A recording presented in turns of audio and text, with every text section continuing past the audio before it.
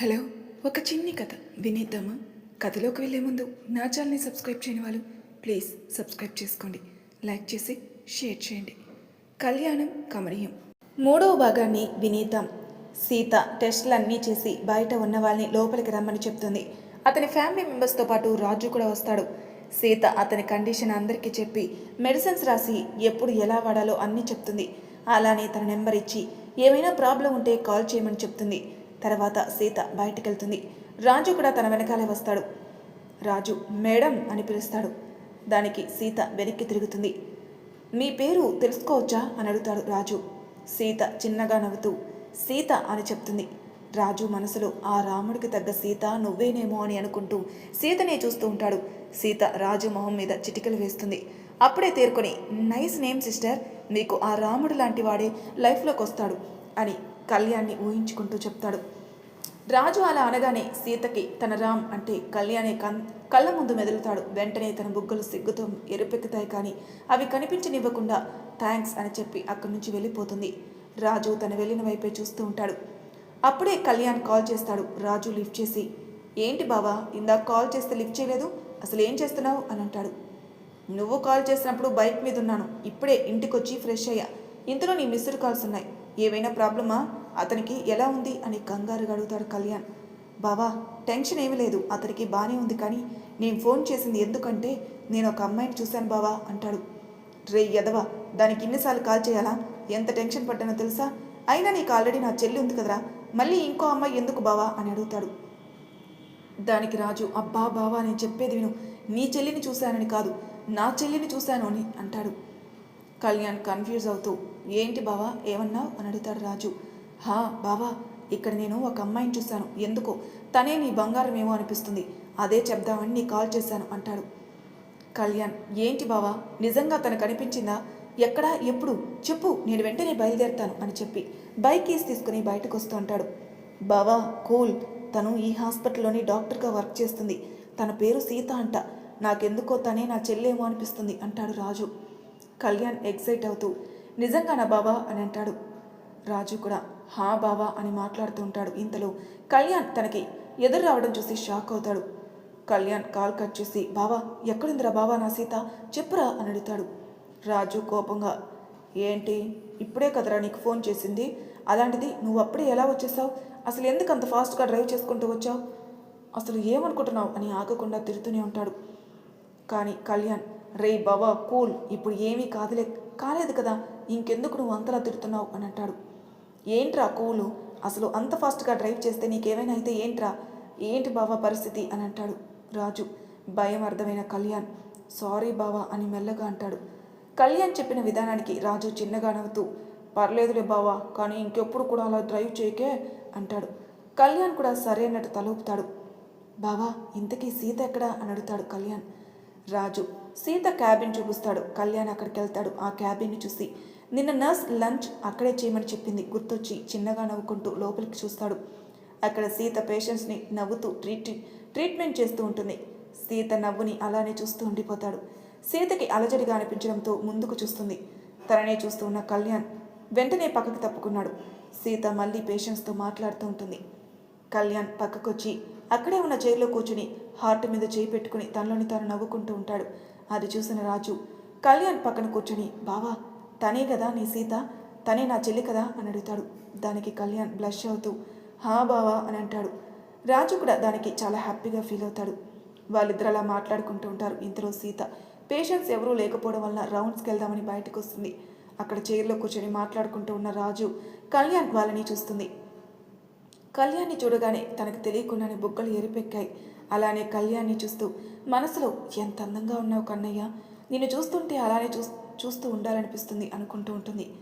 అప్పుడే అక్కడికి నర్స్ రావడంతో ఈ లోకంలోకి వచ్చి నర్స్తో పాటు రౌండ్స్కి వెళ్తుంది. కళ్యాణ్ సీత రౌండ్స్కి వెళ్ళడం చూసి తన వెనకాల వెళ్తాడు. అలా సీత ఎక్కడికి వెళ్తే అక్కడికి వెళ్తూ ఉంటాడు. కానీ సీత అదంతా గమనించదు. కానీ కళ్యాణ్ మాత్రం ఆ రోజంతా సీత చుట్టూ తిరుగుతూనే ఉంటాడు. అలా ఆ రోజు అయిపోతుంది. సాయంత్రం ఇంటికి వెళ్ళే అప్పుడు సీతను చూసి చాలా బెంగగా అనిపిస్తుంటే వదలలేక వెళ్తాడు. ఇంటికి వెళ్ళాక సీత గురించి ఆలోచిస్తూ ఉంటాడు. ఇక్కడ సీత కూడా కళ్యాణ్ గురించి ఆలోచిస్తూ ఉంటుంది. ఎప్పుడు అన్నిటినీ తన పేరెంట్స్తో షేర్ చేసుకునే సీత తన ప్రేమ విషయం మాత్రం ఎవరికీ చెప్పదు. అలా రోజులు గడుస్తున్నాయి. కళ్యాణ్ మాత్రం రోజు ఉదయం ఆఫీస్కి వెళ్లే ముందు సీతను చూసి వెళ్ళేవాడు. ఇంటికి వెళ్ళేటప్పుడు కూడా సీతను చూడనిదే ఇంటికి వెళ్ళేవాడే కాదు. సీత కూడా కళ్యాణ్ ప్రొఫైల్లో ఫోటో చూస్తూ కాలం గడిపేసేది. కానీ తనకి కళ్యాణ్ అక్కడికి వస్తున్నట్టు తెలియదు. రోజు కళ్యాణ్ నెంబర్ ఓపెన్ చేసేది. తన ప్రొఫైల్ ఫోటో మార్చిన ప్రతిసారి కూడా ఆ ఫోటోను సేవ్ చేసుకుంటూ వాటిని చూస్తూ ఉండేది. కళ్యాణ్ రోజు సీతను చూడ్డానికి హాస్పిటల్కి వెళ్తూనే ఉండేవాడు. కానీ ఆ విషయం సీతకి తెలియదు. సీత కూడా ఒక్కసారైనా కళ్యాణ్ కనిపిస్తే బాగుండు అనుకుంటూ ఉండేది. అలా రోజులు గడుస్తున్నాయి. ఒకరోజు సీతకి ఇంపార్టెంట్ సర్జరీ ఉండడం వల్ల హాస్పిటల్లో చాలా లేట్ అవుతుంది. అలా బయటకు వచ్చి చూస్తుంది. అప్పటికే తన ఫ్రెండ్స్ అందరూ కూడా వాళ్ళ డ్యూటీ అయిపోవడంతో వెళ్ళిపోతారు. సీత బయటకొచ్చి తన స్కూటీ తీసుకుని వెళ్తూ ఉంటుంది. ఇంతలో తన స్కూటీ టైర్ పంచర్ అవ్వడంతో పక్కకు పెట్టి క్యాబ్స్ ఏమైనా ఉన్నాయో అని చూస్తూ ఉంటుంది. ఎప్పుడు లేనిది సీతకు ఎందుకో చాలా భయం వేస్తుంది. తన మనసులో అలజడిగా అనిపిస్తుంది. ఇప్పటి వరకు చాలాసార్లు నైట్ డ్యూటీ చేసింది, ఎప్పుడు అలా అనిపించలేదు. కానీ ఈరోజు చాలా టెన్షన్గా అనిపిస్తూ ఉంటుంది.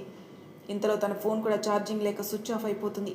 దానితో ఇంకా కంగారు మొదలవుతుంది. అప్పుడే అటుగా వెళ్తున్న కొంతమంది పోకిరీలు సీతను చూసి తనని కామెంట్ చేస్తూ తన దగ్గరికి వెళ్తూ ఉంటారు. సీతకి వాళ్ళని చూసి చాలా భయం వేస్తుంది. టెన్షన్తో చెమటలు పట్టేశాయి. అక్కడి నుంచి పరిగెత్తేలోపే వాళ్ళు సీతకి అడ్డుగా నించుంటారు. రౌడీ నెంబర్ 1, మామా అసలు ఏముందిరా అమ్మాయి, చూడగానే మత్తిపోయేలా ఉంది అంటాడు.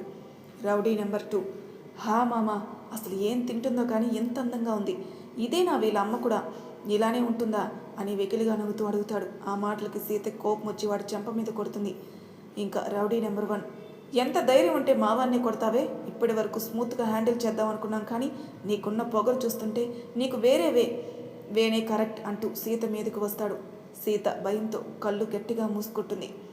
అప్పుడే ఏదో గట్టిగా సౌండ్ రావడంతో కళ్ళు తెరిచి చూస్తుంది. తన ఎదురుగా జరుగుతున్న సీన్ చూసి కళ్ళు పెద్దవి చేసి మరీ చూస్తుంది. అంటే కళ్యాణ్ కోపంగా ఆ రౌడీని కొడుతూ ఉంటాడు. అది చూసిన సీత షాక్ అవుతుంది. ఇంతలో తన కాళ్ళ మీద ఏదో పడినట్టు అనిపించి షాక్ నుంచి తేరుకుని కిందికి చూస్తుంది. వాళ్ళ అమ్మని కామెంట్ చేసిన వాడు తన కాళ్ళ దగ్గర ఉన్నాడు. కొంచెం తలెత్తి చూడగానే అతని కోపంగా చూస్తున్న కళ్యాణ్ ఉంటాడు. ఇంతకీ కళ్యాణ్ ఎప్పుడొచ్చాడంటే సీత హాస్పిటల్లో బయలుదేరినప్పటి నుంచి కూడా తను ఫాలో అవుతూనే ఉన్నాడు. ఇంతలో కాల్ రావడంతో బైక్ ఆపి కాల్ అటెంప్ట్ చేసి ముందుకొచ్చేసరికి ఆ రౌడీ సీత మీదకి వెళ్ళబోయాడు. అది చూసిన కళ్యాణ్కి కోపం పీక్స్కి వెళ్ళిపోయింది. అంతే ఒక్క పంచ్ ఇచ్చాడు. దెబ్బకి వాడు వెళ్ళి అంత దూరంలో పడతాడు. అలానే రెండో వాడిని కూడా కొడతాడు. వాడొచ్చి సీత కాళ్ళ మీద పడతాడు. రేయ్ సారీ చెప్పరా అని అతని కాళ్ళ మీద తంతూ ఉంటాడు Kalyan. Sorry sister, really very sorry sister అని నొప్పితో విలవెల్లాడుతూ చెప్తాడు ఆ రౌడీ. ఏంట్రా నొప్పిగా ఉందా? నొప్పి రాగానే అమ్మా అని అరిచావు, మరి నీ ముందు ఉంది కూడా ఒక అమ్మే కదరా, అప్పుడు గుర్తుకు రాలేదా? అలాంటి అమ్మని పట్టుకొని అలా మాట్లాడగలరా ఛ అని అతన్ని ఇంకా గట్టిగా తన్నుతాడు. అతను బాధతో విలవెల్లాడుతూ ఉంటాడు. సీతకి అతని బాధను చూసి చాలా బాధగా అనిపించి కళ్యాణ్ చేతిని పట్టుకుంటుంది. అప్పటి వరకు సీతను ఏడిపించారని కోపంలో ఉన్న కళ్యాణ్ సీత స్పర్శ తగలగానే కూల్ అవుతాడు. అప్పుడే చూస్తాడు తన కళ్ళల్లో నీళ్లు. అవి చూడగానే కళ్యాణ్ మనసు చివుక్కమంటుంది. సీత కళ్ళతోనే అతన్ని వదిలేయమని చెప్తుంది. కళ్యాణ్ కూడా అతన్ని వదిలేస్తాడు. అతను బ్రతుకు జీవుడు అనుకుంటూ వేరే వాడిని తీసుకొని చాలా కష్టంగా పారిపోతాడు. కళ్యాణ్ కోపంగా వెళ్ళి బైక్ మీద కూర్చొని బైక్ స్టార్ట్ చేస్తాడు. సీత అలానే చూస్తూ ఉంటుంది. కళ్యాణ్ యాక్సిలేటర్ రైజ్ చేస్తాడు. కళ్యాణ్ కోపం చూసిన సీత భయంగానే అలానే చూస్తూ ఉంటుంది. కళ్యాణ్ తల వెనక్కి తిప్పి ఎక్కమన్నట్టు సైగ చేస్తాడు. సీత కళ్యాణ్ కోపాన్ని చూస్తూ భయంగా ఎక్కి కూర్చుంటుంది. కళ్యాణ్ వెంటనే బైక్ ముందుకు పొనిస్తాడు. ఎందుకు కన్నయ్య అంత కోపం? అసలు ఈ కోపం నా మీదనా లేక వాళ్ళ మీదనా అనుకుంటూ కళ్యాణ్నే చూస్తూ ఉంటుంది సీత. నీ మీద నాకెందుకు కోపం బంగారం? నా కోపం అంతా నా మీదే. అసలు నేను కానీ టైంకి రాకపోయి ఉంటే నీ పరిస్థితి తలుచుకుంటేనే ప్రాణం పోతుంది అనుకుంటూ సైడ్ మిర్రర్లో నుంచి సీతను చూస్తూ ఉంటాడు కళ్యాణ్. నాకు తెలుసు కన్నయ్య, నీ కోపం నా మీద కాదు, అది నీ మీదని. ఒకవేళ నువ్వు రాకపోయి ఉంటే నా పరిస్థితి ఏంటా అనుకుని అంత కోపంగా ఉన్నావు కదా అనుకుంటుంది. సారీ బంగారం, నేను నా బైక్ ఎక్కించుకొని హ్యాపీగా తిప్పాలనుకున్నాను, కానీ నువ్వు ఇంత భయపడుతున్నప్పుడు ఎక్కించుకుంటానని అనుకోనేలేదు అన్నాడు. నేను నీతో కలిసి నీ బైక్ మీద హ్యాపీగా తిరగాలనుకున్నాను, కానీ ఇంత భయపడుతూ ఎక్కుతానని అనుకోలేదు అనుకుంటుంది సీత. ఇంతలో సీత వాళ్ళ ఇల్లు రావడంతో కళ్యాణ్ బైక్ ఆపుతాడు. కళ్యాణ్కి సీత వాళ్ళ ఇల్లు ఎలా తెలుసు అంటే రోజు సీతను ఫాలో అవుతూ ఉంటాడు కదా, అలా తెలుసన్నమాట. సీత ఆలోచన నుంచి తేరుకొని బైక్ దిగి చుట్టూ చూస్తుంది. కానీ కళ్యాణ్కి వాళ్ళ ఇల్లు ఎలా తెలుసని మాత్రం డౌట్ రాదు. ఆ టైంలో కేవలం కళ్యాణ్ గురించి ఆలోచిస్తూ ఉంటుంది. అప్పుడే వెళ్ళిపోతున్నాడా అని మనసులో అప్పుడే వచ్చేస్తుందా అనుకుంటూ కళ్యాణ్ చూస్తుంది. కళ్యాణ్ కూడా చాలా బెంగగా సీతని చూస్తాడు. ఇంతలో కళ్యాణ్ ఫోన్ రింగ్ అవుతుంది. ఫోన్ చేసింది విజయ గారు. కన్నయ్య, ఏంటి ఇంకా ఇంటికి రాలేదు? చాలా ఆలస్యమైంది కదా అంది విజయ. అమ్మ, దారిలోనే ఉన్నాను, వస్తున్నాను అని సీతను చూస్తూ చెప్తాడు కళ్యాణ్. సరే కన్నయ్య, జాగ్రత్తగా రా, స్లోగా డ్రైవ్ చేయి, సరేనా అంటారు విజయ. అమ్మ, జాగ్రత్తగానే వస్తాను, అలానే స్లోగానే డ్రైవ్ చేస్తాను అని సీతకు కూడా చెప్తున్నట్టు చెప్పి ఫోన్ పెట్టేస్తాడు. సీత చాలా బెంగగా కళ్యాణ్నే చూస్తూ సరే అన్నట్టు తలూపుతుంది. కళ్యాణ్ కూడా బైక్ స్టార్ట్ చేసి ముందుకొస్తాడు. సీత కళ్యాణ్ వెళ్ళే వరకు కూడా తననే చూస్తూ ఉంటుంది. కళ్యాణ్ వాళ్ళ సందు చివరికి వెళ్ళాక సీత ఇంట్లోకి వెళ్తుంది. సీత వెళ్ళేసరికి అందరూ పడుకొని ఉంటారు. సీత సౌండ్ చేయకుండా తన రూమ్లోకి వెళ్ళి బెడ్ మీద పడిపోయి కళ్యాణ్ గురించి ఆలోచిస్తూ పిల్లోని హగ్ చేసుకుని పడుకొని ఉంటుంది. కళ్యాణ్ కూడా ఇంటికి వెళ్ళిన దగ్గర నుంచి సీత గురించి ఆలోచిస్తూ ఈరోజు సీతతో బైక్ మీద వచ్చింది తలుచుకుంటూ తెలియకుండానే నిద్రలోకి జారుకున్నాడు. Next day morning Kalyan ready అయి సీత కోసం హాస్పిటల్కి వెళ్తాడు. సీత అప్పటికే వచ్చి రౌండ్స్కి వెళ్తూ ఉంది. కళ్యాణ్ సీతనే చూస్తూ ఉంటాడు. సీతకి తనని ఎవరో చూస్తున్నట్టు అనిపించింది. చుట్టూ చూస్తుంది. తనకు కొంచెం దూరంలో కళ్యాణ్ బైక్కి ఆనుకుని ఉండడం గమనిస్తుంది. కళ్యాణ్ని అక్కడ చూడగానే సీతకి చాలా హ్యాపీగా అనిపిస్తుంది. కొంచెంసేపు అలానే చూస్తూ ఉంటుంది. మళ్ళీ తేరుకొని పేషెంట్స్ని ట్రీట్ చేస్తూ ఉంటుంది. కానీ కళ్యాణ్కి తెలియకుండా ఓరగా తననే చూస్తూ ఉంది. కళ్యాణ్ కొంచెంసేపు అలానే చూసి మళ్ళీ బైక్ స్టార్ట్ చేసి వెళ్ళబోతాడు. సీత తన వైపు బాధగా చూస్తుంది. కళ్యాణ్ సడన్గా వెనక్కి తిరిగేసరికి కళ్ళల్లో నీళ్ళతో తననే చూస్తూ ఉన్న సీత కనిపిస్తుంది. సీత కళ్ళల్లో నీళ్లు చూడగానే కళ్యాణ్ కళ్ళలో కూడా నీళ్లు తిరిగాయి. వెంటనే వద్దు అన్నట్టు తలూపుతాడు. సీత సరే అన్నట్టు తలూపి కళ్ళు తుడుచుకుంటుంది. కళ్యాణ్ చిన్నగా నవ్వుకుంటూ వెళ్ళిపోతాడు. సీత కూడా నవ్వుకుంటూ మళ్ళీ పేషెంట్స్ని చూడడంలో బిజీ అయిపోయింది. కళ్యాణ్ ఆఫీస్కి వెళ్ళి తన సీట్లో కూర్చొని నవ్వుకుంటూ ఉంటాడు. అటుగా వచ్చిన రాజు అది చూసి బావా అని పిలుస్తాడు. ఏంటి బావా అని అడుగుతాడు. దానికి రాజు, ఏంటి ఇంత హ్యాపీగా ఉన్నావు? మా చెల్లి దగ్గరికి వెళ్ళి వచ్చావా అని అడుగుతాడు. అక్కడి నుంచే వస్తున్నాను. నీకు తెలుసా బావా, ఈరోజు నా బంగారం నన్ను చూసింది. అంతేకాదు, నేను వచ్చేస్తుంటే తన కళ్ళలో నుండి నీళ్లు కూడా వచ్చాయి తెలుసా అంటాడు కళ్యాణ్. రాజు హ్యాపీగా, నిజంగానా బావా? మా చెల్లి నిన్ను చూసిందా? నువ్వు వచ్చేస్తుంటే ఏడ్చిందా? అంటే మా చెల్లి కూడా నిన్ను లవ్ చేస్తుందా అని అడుగుతాడు. ఏమో బావా, నన్ను అలా అంటుంటే నాకు కూడా నిజమనిపిస్తుంది. తన కళ్ళల్లో నా మీద ప్రేమ కనిపించింది. నేను వచ్చేస్తుంటే ఎక్కడ తనకు దూరం అయిపోతానని కళ్ళల్లో నీళ్లు పెట్టుకుంది అని అంటాడు కళ్యాణ్. తనకు కూడా నువ్వంటే ఇష్టమేమో బావా, లేకపోతే నువ్వు వచ్చేస్తుంటే ఎందుకు అలా కన్నీళ్ళు పెట్టుకుంది చెప్పు అని అంటాడు రాజు. కళ్యాణ్ బ్లష్ అవుతూ, నిజంగానే తను కూడా నన్ను లవ్ చేస్తుందంటావా అని చాలా ఆశగా అడుగుతాడు. రాజు కళ్యాణ్ భుజంపై చెయ్యి వేసి, నిన్నెవరు కాదంటారు బావా, నువ్వు అనాలే కానీ నీకోసం ఎంతమంది వస్తారు చెప్పు, అలాంటిది నువ్వు ప్రేమిస్తున్న సీత రాదా అని అంటాడు.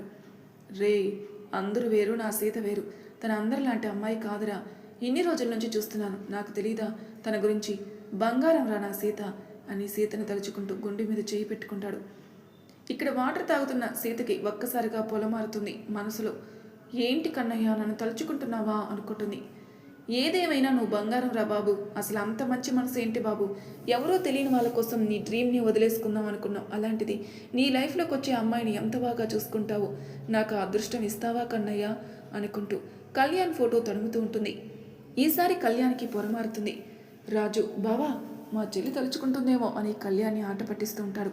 దానికి కళ్యాణ్ అందంగా నవ్వేస్తాడు. ఆ రోజు సాయంత్రం కూడా కళ్యాణ్ హాస్పిటల్ బయట వెయిట్ చేస్తూ ఉంటాడు. సీత తన డ్యూటీ కంప్లీట్ చేసుకుని బయటకు వస్తుంది. అక్కడే ఉన్న కళ్యాణ్ని చూడగానే తనకు చాలా హ్యాపీగా అనిపిస్తుంది. తన కోసమే వచ్చాడనుకోగానే బుగ్గలు సిగ్గుతో ఎరెపెక్కుతాయి. తలదించుకొని తన స్కూటీ తీసుకుని బయలుదేరుతుంది. సీత సిగ్గుని చూసిన కళ్యాణ్ కూడా చిన్నగా నవ్వుకుంటూ తన స్కూటీ వెనకాలే వెళ్తూ ఉంటాడు. సీతకి కళ్యాణ్ కేరింగ్ చూసి చాలా హ్యాపీగా అనిపిస్తుంది. అలా ఇంకొన్ని రోజులు గడుస్తున్నాయి. రోజు కళ్యాణ్ సీత కోసం వస్తూనే ఉంటాడు. అలానే సీత కూడా కళ్యాణ్ని చూస్తూ అతని మీద ప్రేమ పెంచుకుంటూ ఉంటుంది. అంతేకాని ఒక్కసారి కూడా ఇద్దరూ మాట్లాడుకునే లేదు. కేవలం చూపులు మాత్రమే ఉండేవి. అయినప్పటికీ ఒక్కరోజు కూడా ఒకరినొకరు చూసుకోకుండా ఉండలేకపోయేవారు. ఒక్కరోజు ఇద్దరిలో ఒక్కరు రాకపోయినా ఇద్దరికి ఏదో తెలియని వెలితిగా ఉండేది. అలా వాళ్ళ ప్రేమ మాటలు లేకుండానే చాలా స్ట్రాంగ్ అవుతూ వచ్చింది. మరి ఇంత ప్రేమగా ఉన్న వీళ్ళ మధ్య దూరం ఎందుకు వచ్చింది? అసలు వాళ్ళ ప్రేమ చెప్పుకున్నారా? ఈ పెళ్ళి ఎలాంటి సిచ్యువేషన్లో జరిగిందో ఇవన్నీ తెలుసుకోవాలంటే నెక్స్ట్ పార్ట్ వరకు వెయిట్ చేయాల్సిందే. మరి అంతవరకు నా ఛానల్ సబ్స్క్రైబ్ చేయని వాళ్ళు సబ్స్క్రైబ్ చేసుకోండి. లైక్ చేసి షేర్ చేయండి. మీ అభిప్రాయాలు నాకు కామెంట్ రూపంలో తెలియజేయండి.